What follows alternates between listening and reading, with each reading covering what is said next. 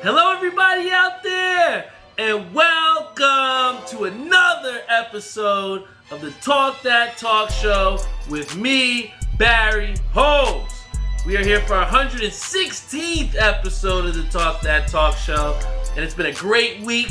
Had a lot of eventful things happen. I couldn't wait to get here on the mic and talk to you all. Thank you to everyone that tunes in on our Facebook live stream. Shout out to Ashley G. Shout out to Antoine Jefferson, who just celebrated a birthday. Shout out to Benzie Brims on our Instagram live stream. I'm going to talk about him a little bit later on in the show. But like I said, I never underappreciate the amount of support that you guys continuously give me each and every week, and especially to do so on a Friday where you could be out with your family, going out to the bars now that things have opened up, watching some sports. There's a lot of things you could do, but you're choosing to spend your Friday time with me, and I appreciate that so much. Shout out to my boy Jano on our Instagram live stream. Shout out to Ishabai Crane. There's a lot of things that just happened, whether you're talking about basketball, baseball, the Olympics going on. It's been a great week, and like I said, it's going to be a great episode, so definitely make sure that you're tuned in, turn us all the way up, and fasten your seatbelts, because it's going to be a nice ride today for sure. Also want to give a shout out to our sponsors. Air We Are, located in the South Side or anywhere in New Jersey. Please hit them up, and they'll help you with your heating and air conditioning needs. And also, we want to extend a big get well soon to Jeff Galata. We're wishing you and have you in our prayers, brother, and a speedy recovery to you, brother.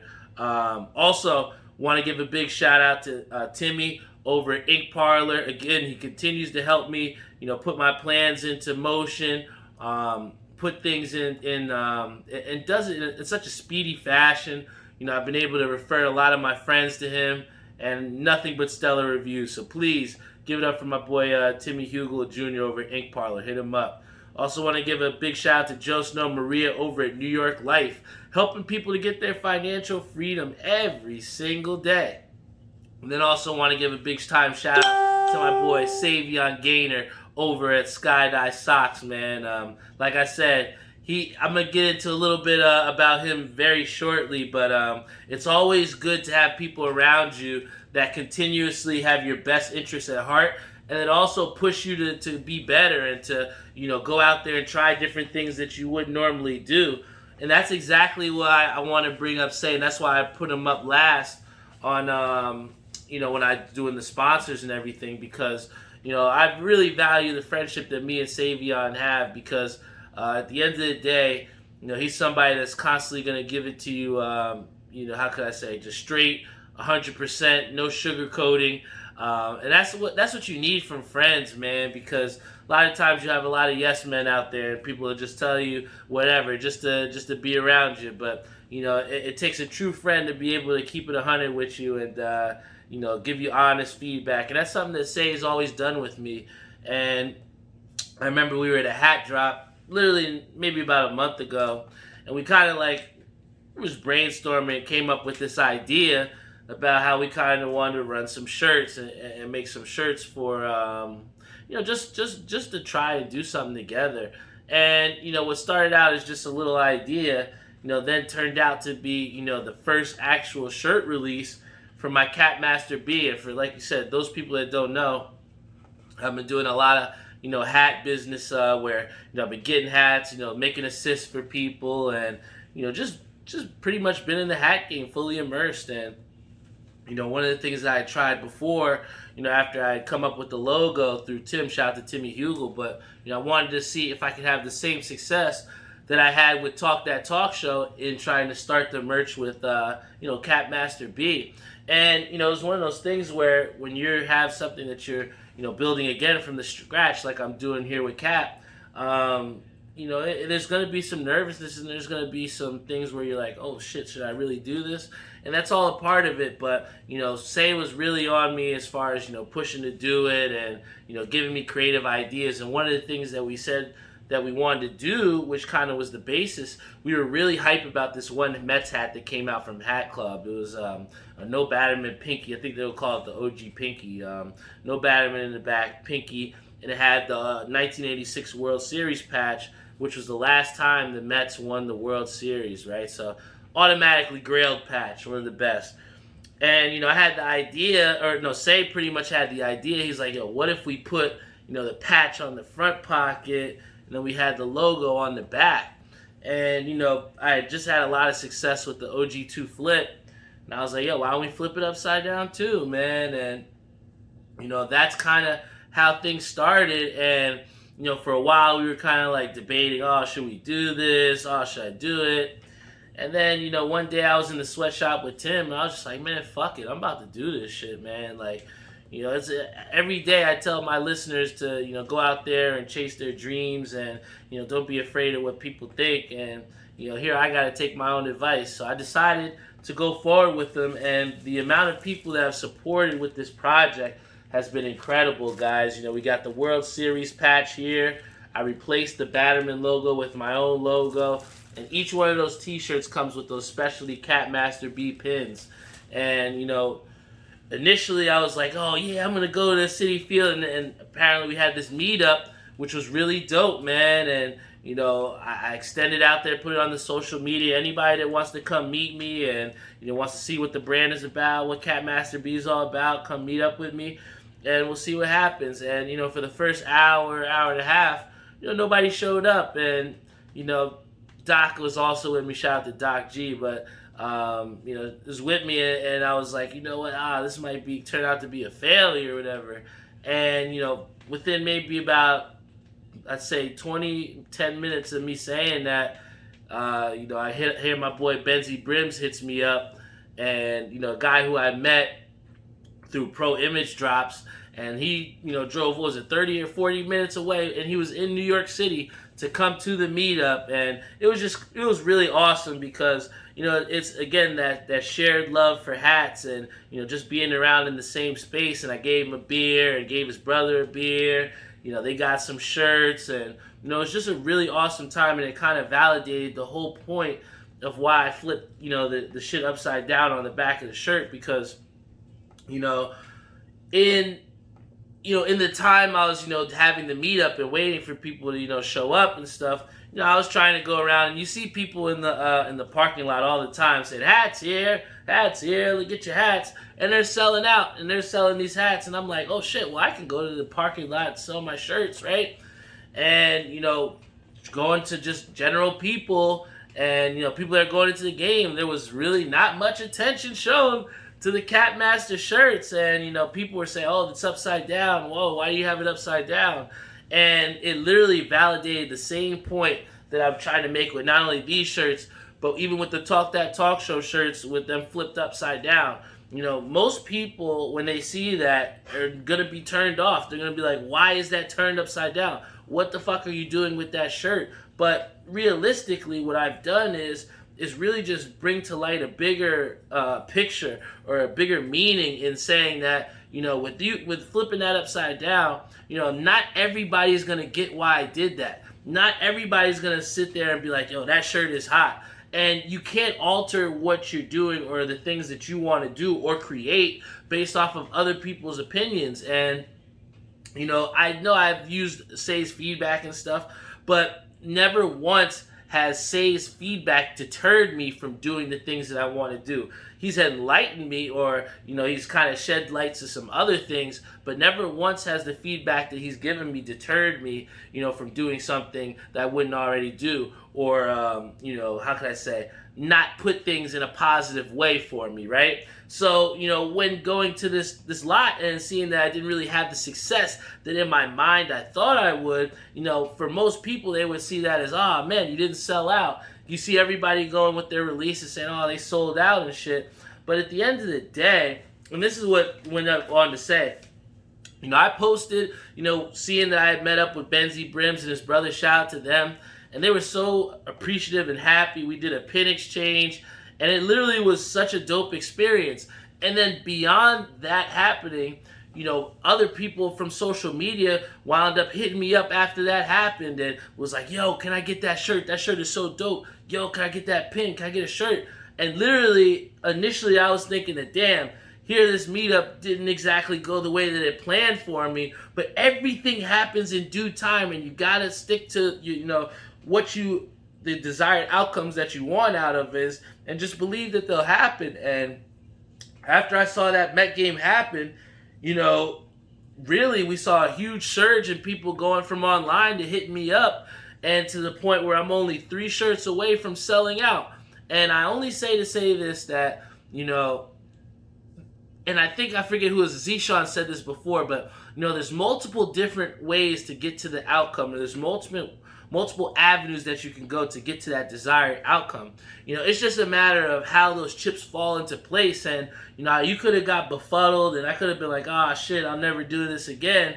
But literally, it's just a matter of, taking the information that you receive from what happened and then trying to devise a different plan, trying to come up with a different way to get those desired outcomes.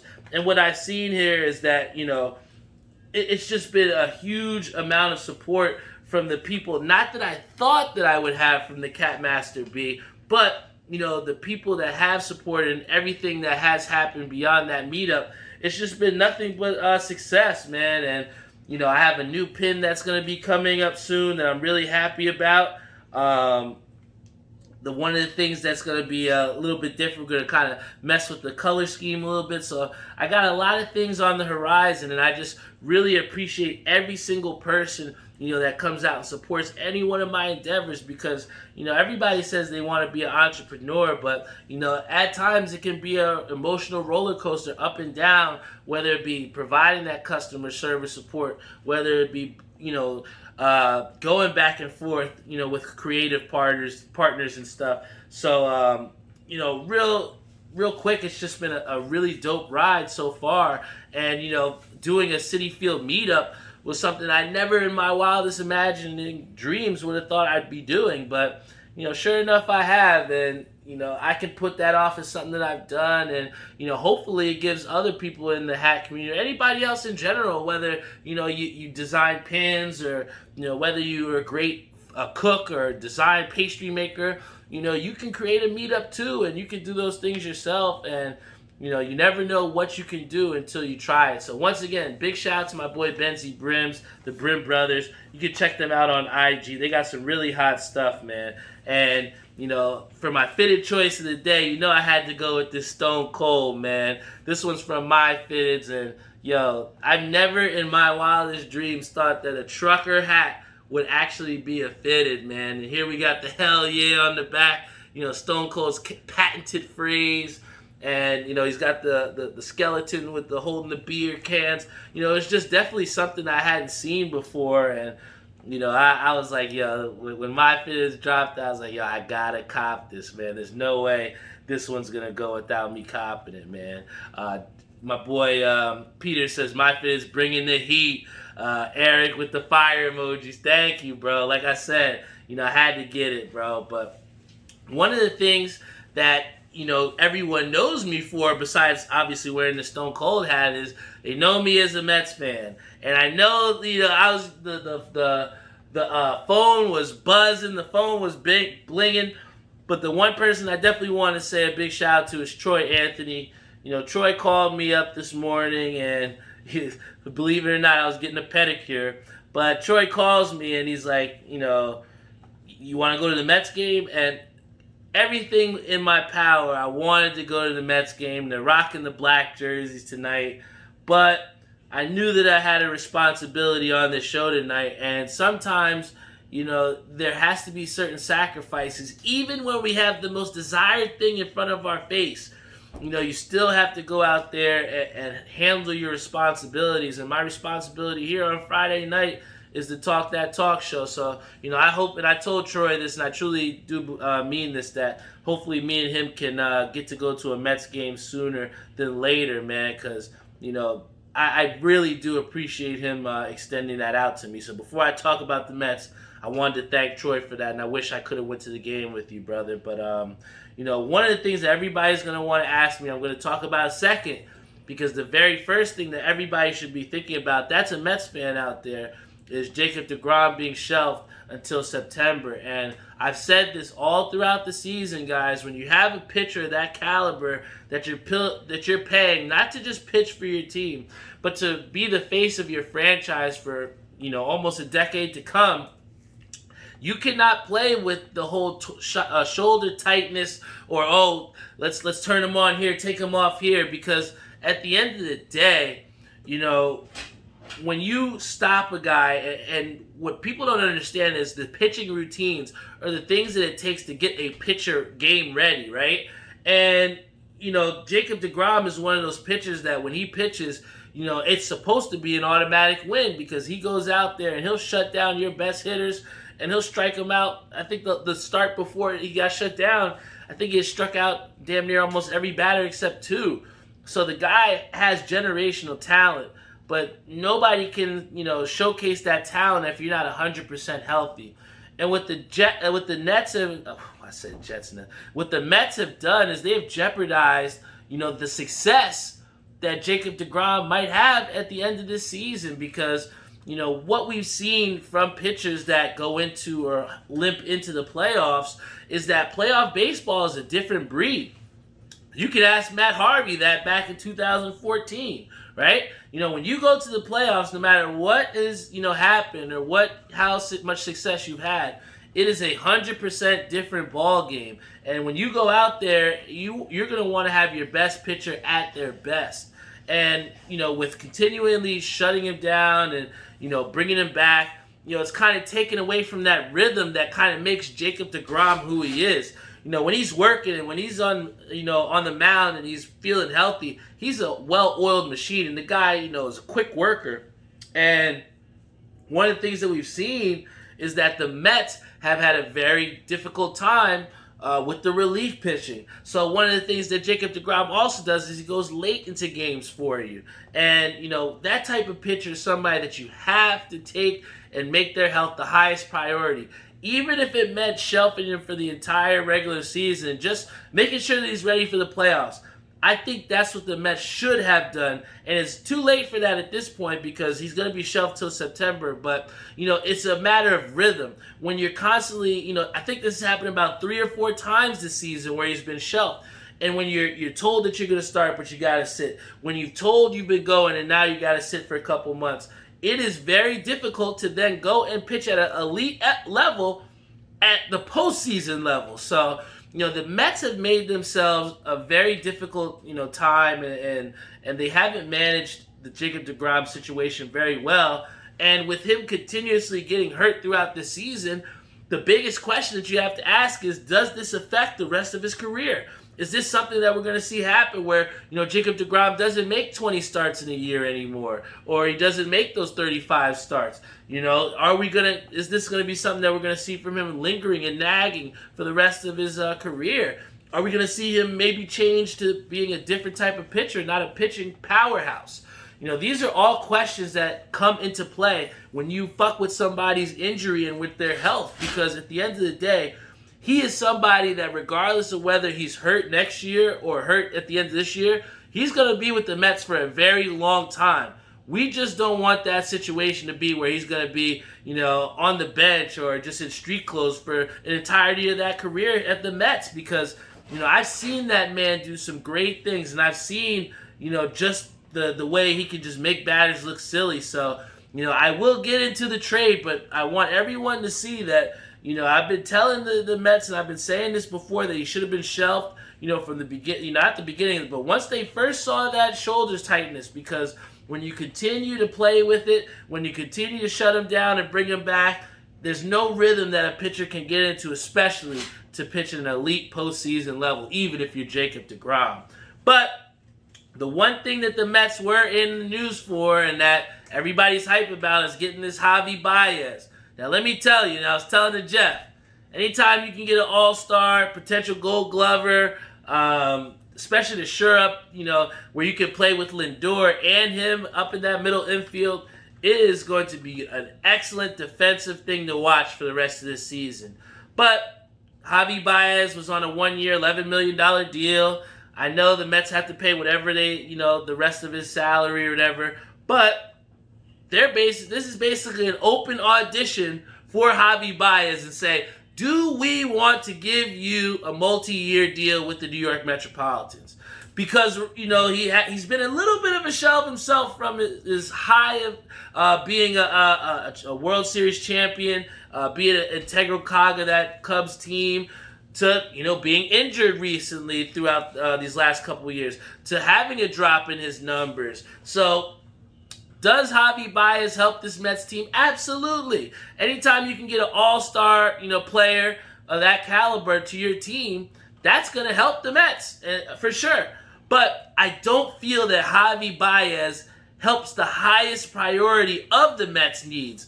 I was at that game at Citi Field, and I watched Edwin Diaz give up a leadoff double, and I thought to myself, oh boy, here's another Edwin Diaz fail. And let me tell you, granted, he did pitch out of the jam. Shout out to Michael Conforto for that amazing throw from right field. That was the place was rocking. I took a screenshot. I think they said there was about 27,000 in attendance that night, and it was absolutely nuts. I was screaming at the top of my lungs.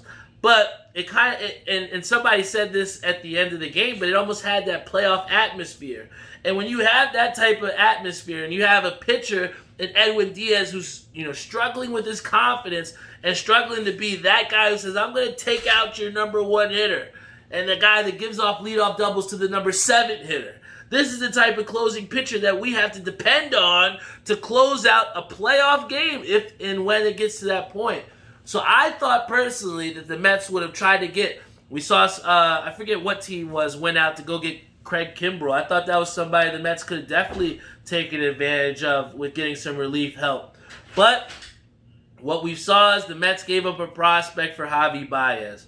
Let's just see what we get from the guy. I mean, it's really there's nothing to lose there. You get a bat, you get a guy who's going to help you out defensively. You can ask Daniel Murphy how important it is to turn double plays in the postseason and how that could prevent you from being a world champion. So I think that defensively, this helps the Mets. But the things that they had in place already in that little second base rotation, it was serviceable. It did enough.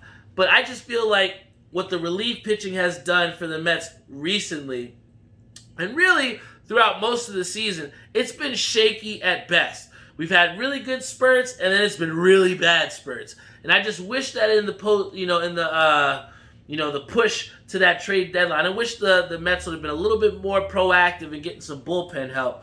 But Javy Baez definitely does help that team. But also, MLB wasn't the only thing that was having trades going on. We saw Russell Westbrook decide to take himself, and he got traded to the LA Lakers. So the first thing you hear people saying is, oh, this is going to be kill. Oh, man, they're going to win the chip. Russell Westbrook, Anthony Davis, and LeBron James definitely sounds like a good trio. But just how well will they work together? Russell Westbrook being a ball-dominant guy, a volume type of scorer, needs to shoot the ball. Also, he's a slasher, right? When you have LeBron James or Anthony Davis who's, playing those inside or outside roles, there's not going to be much space to kind of drive in there. The lane's going to be clogged. So, I'm interested to see just how well those three mesh. What I do see is if you have a healthy Anthony Davis, a healthy LeBron James, and then also you have Russell Westbrook, I see maybe potentially a new different type of Showtime, maybe a Showtime 3.0, because Russell Westbrook, the one thing we know is he likes to push the ball. Dennis Schroeder was serviceable. Alex Caruso is serviceable. But nobody is deadly when they get the ball in transition. And that's something I see out of Russell Westbrook. I see a guy who, when he is, taking the ball in transition, he is on an absolute tear. He's a guy that can go out there and within literally seconds, he can take the ball up the court and dunk it in your face. I think it's definitely going to be some type of Showtime. We got Ishang. It's going to be sometime. They need to get another spot-up shooter. And that's another big thing. I mean, Russell Westbrook hasn't been known for a deadly three-point shooter, a lethal outside shooter. Yeah, he can get you some mid-range buckets, but I wouldn't go out there to say he's a guy that I worry about getting a game-winner jump shot on me. His strength is driving at the basket and creating for others. That's how he's gotten a triple-double, That's how he became Mr. Triple-Double. But, like it said, we got to see how they kind of gel together and then also what shooters they can put around them. Is KCP the answer? Can we get any type of help as a consistent shooter, for the Lakers? Because if they get some spot-up shooters, then you're potentially talking about them doing something. But, I just don't see that Russell Westbrook right away makes that team a title contender, man. But it's going to be interesting to see just, how things shake out because, we can say this now, and who knows, they could potentially be the best trio since sliced bread. I don't know. But, the one thing that makes this NBA so different, makes it so entertaining, is that everything that you think can happen won't happen. I didn't think Trae Young was going to come in and absolutely kick the shit out of my Knicks. I didn't think Kevin Durant and the Nets wouldn't be in the NBA Finals. I didn't think a lot of things would. I didn't think Giannis would ever be an NBA champion. But the thing is, the NBA is for the unexpected. And I think that that's what we have to look forward to see with this Russell Westbrook trade. I'm excited. I want to see what happens. And, just for our first impressions, I just don't think that trade makes them title contenders right away. But another thing, and the last thing before I get off the show that we have that is kind of, shown and popped up, has been the Olympics. It's kind of taken me away from those late night Forensic Files episodes. Or, just, I don't know what else I've been watching. But really, it's mainly just been Forensic Files, honestly. And, a little bit of Xbox here and there. But, the Olympics have been definitely very entertaining as far as whatever I have been able to watch. And I really enjoyed the women's skateboarding. I couldn't believe that these 14, 15-year-old girls were out there doing Smith grinds, doing shit like fakie. They were just so technically sound, and my mind was absolutely blown, man, because, here I have friends that skateboard. I tend to call myself a longboarder, skateboarder as well, too. And just the fact that they were able to make those tricks and do them at the highest level at that age, it just blew my mind. And then another thing I saw was skeet shooting. I never thought that I would have said that skeet shooting would have been so dope, but it was intense, man. And the Olympics are definitely something that I've casually watched. I'm not sitting there at the tube like glued, like, oh my God, I'm not gonna pee. I gotta watch this Olympics. It's definitely not the case, but it has been a breath of fresh air to kind of take me away from a lot of the other things that could be watching, right? I would say this, that I definitely do want to challenge myself a little bit more to watch a little bit more Olympics, but from what I've seen so far, it has been exciting. It has lived up to the bill, and I do hope that I did see that the USA basketball team did not win their first game, but I would like to see them come back and do things a little bit better, and I feel like the general sentiment, or the biggest thing that we can kind of wrap our head around, is that for so long we have viewed the USA and the Chinese as some of the best athletes, and Olympic after Olympic, it's proven with the golden medal count. But when you see people like the Philippines that get their first gold medal from what was it? I think it was a weightlifting, powerlifting, and she was just so exhilarated. I think I saw also with the diving or something that some British team got their first gold medal or something in a long time.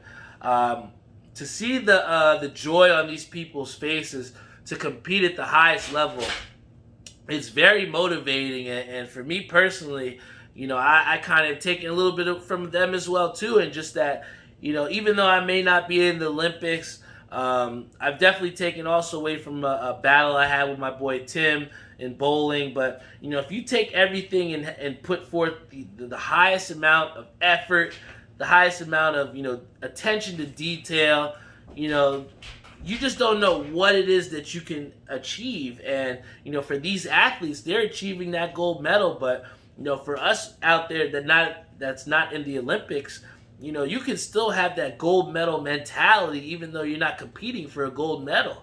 And, I think that, that's one of the things that I've kind of taken and tried to apply it through, whatever these endeavors, whether it's, making t-shirts through CapmasterB, delivering hat assists, going to hat drops, trying to make merch with Talk That Talk Show, figuring out different marketing strategies. Everything is a learning process, and you have to have that mentality, or you have to have that dedication to continuously grow, to continuously find and create different ways to get those outcomes that you're looking for.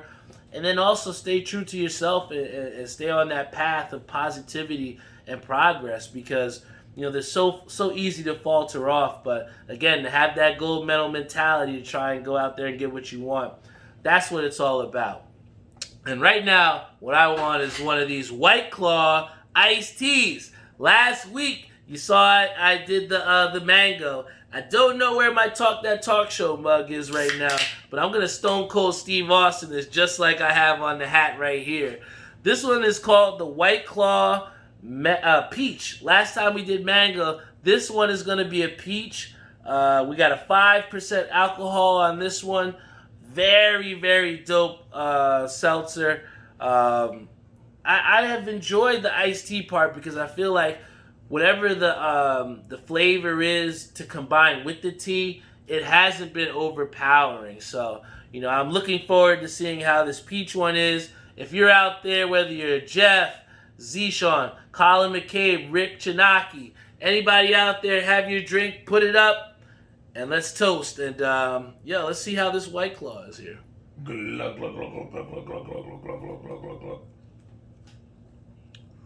Yeah, that peach is good, man. It's not, like I said again, not so overpowering. It's not super sugary, so I definitely would say I like this one, man. Guys, I know it's been a little bit while since I've been doing beer reviews, but I've really enjoyed this seltzer kick. I think this is going to continue on through the summer, and maybe I'll get back to beer in the winter months. But for now, you got me endorsing these seltzers, guys. Refreshing. And that does it for the Talk That Talk Show here, guys.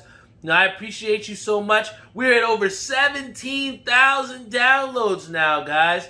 We continue to climb the charts, and I made a post about trusting the process because one of the things that I saw was the actual graph chart. And to see where we started in 2019, where, things were low and it was difficult to get views, to now where we're, at our record high and we're really averaging a whole bunch of views each episode.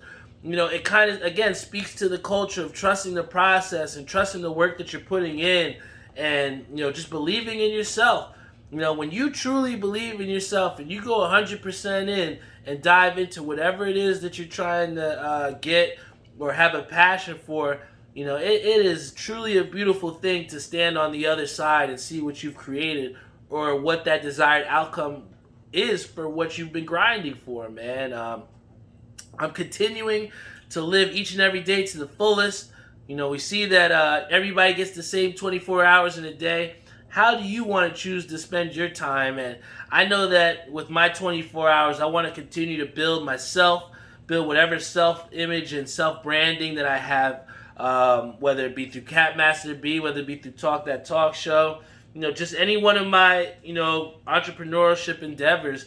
I just want to continue to put my best foot forward, believe in myself, trust in the people around me that I have trust in and that, can take me to that next level and have my best interests in art.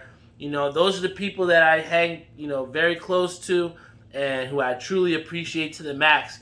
And also every single one of you that continues to support me on Facebook, YouTube, Spotify, Google Podcasts, Instagram, iHeartRadio, going to the TalkThatTalkShow.com website. Every single one that supports, support doesn't always necessarily have to be monetarily. And like I said, just from sharing, subscribing, handing out a card, just spreading the word of Talk That Talk Show and, what I'm doing in my free time and how I'm trying to advance. All of that adds up, and all of that does show. And like I said, even in my CapmasterB, I had one of my good friends, Kenny Lou, who came on the show before. He posted a picture wearing my pin on his hat, and then soon after, a couple people had hit me up for sales for that pin and shirt. And like I said, you never know, what you can do for someone, through helping. And what Kenny Lou did was pretty much to showcase that he's rocking with me, and it was really cool to have that happen. And I just again say this to say that there's so many different ways that you can support the show without just buying a t-shirt, man. I appreciate each and every one of you, no matter who you are, for what you do for me and what you do for this show. So thank you for getting me to 17,000 downloads.